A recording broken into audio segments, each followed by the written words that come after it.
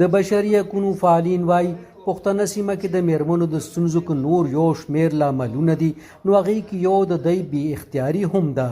دوی وایي اکثره سیمو کې لوڼو خویندو ته جایداد کې قانوني شرعي برخه نه ورکول کیږي خو د تیرو 4 کالو راهیسې چې د پښتونخوا زمشو ضلعو کې د ځمکو د راجسټریشن او کمپیوټر ته د خېجولو کومه پروسه دوام لري که هغې کې میرمنې هېرې کړې شوې نو دا به د دوی ستونزې لا نورې هم سیوا کړي. نو دې ټایم زه دا ګورم چې دا ټولو نه لویه مسله دغه ده چې کو دا لینډ سیټلمنټ کیږي او دې کې کو د ښځو نامې نه راځي نو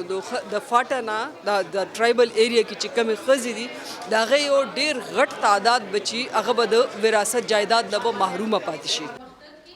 وایي ټولنه د با اختیاره میرمنو سره پرمختګ کولی شي نه چې د بې اختیاره میرمنو سره. د غرض مذهبي عالمان هم پلرني جایداد کې میرمنو ته په برخې ورکولو ټینګار کوي او په وراثت کې چې کم سړی دا کوي خدا نخواسته د الله مجرم دی او دا داسې مجرم دی چې آخرت هم خراب دی دنیا هم خرابه ده. دنیا ځکه خرابه ده چې 3 ورځې غم دی چې بابا مړ شو 3 ورځې تېرې شوې په دې مال کې چې د خویندو حصه ده د لوڼو حصه ده په دې حجونه په دې عمرې په دې کې چې دی دا څه کوي دا ټول حرام دي. خو د دې باوجود د بشري حقوقو مبارزین او په سرکاري چوکو ناست اعلی چارواکي دریځ لري چې اوس هم کله میرمنو ته وراثت کې د برخې خبره راشي نو د دوی مخالفت کیږي. ابھی بھی रेजिस्टेंस आ रही है क्योंकि हमारी जो है اوس هم مزاحمت کیږي ځکه چې زموږ دوه د میرمنو جرګې یو کالام کې او بل خیبر کې وځنډېدې خو موږ په ښه اراده کړې ده چې موږ به دلته ورځو او پرانیستې جرګې به دلته ضرور کیږي. लेकिन हम डिटरमिन हैं कि हम वहाँ पे जाएंगे और ये खुली कचहरी ज़रूर होगी.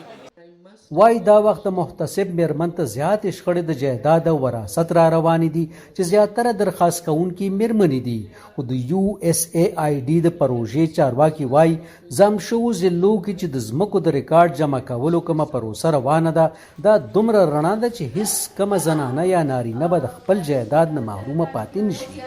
په دې طریقې سره به چې کوم دی دا به بیا یو آنلاین سیستم وي او هر چا ته به چې کوم دی چې یو ځلې لانچ شي بیا چې کله جوړ شي ریکارډ بیا به حکومت چې کوم دی داسې یو سرمني کې به لانچ کوي چې لانچ شي نو بیا به هر یو کس لکه بانکونه به چې کوم دی کتی شي چې یاره د دې فلانکې مالک څوک دی.